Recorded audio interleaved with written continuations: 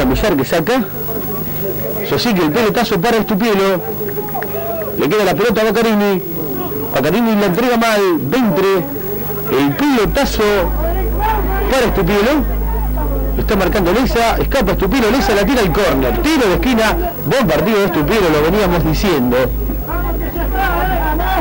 Desde la punta izquierda, con un jugador menos, Táchira se está llevando 2 puntos que son muy importantes para pegarle la pelota. Estupielo, el partido que se termina.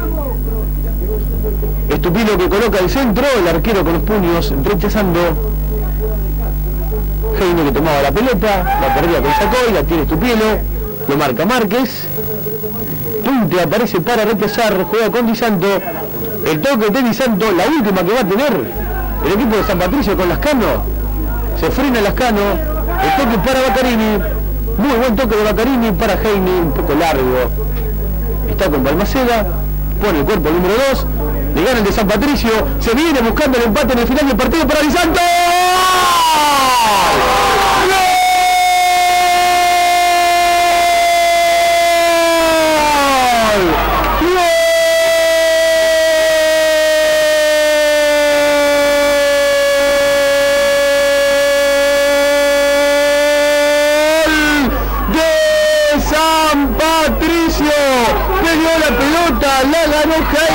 Sobre la punta derecha, el centro atrás, el remate del jugador Di Santo para empatar el partido.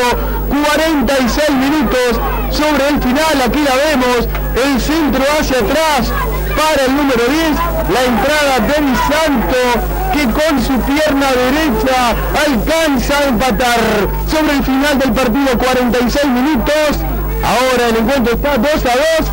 Y el árbitro que marca el final. Ha terminado el partido, al final los dos equipos se quedan con el invicto y sobre el final del partido el goleador del campeonato, Oscar Di Santo, que anota su gol en este partido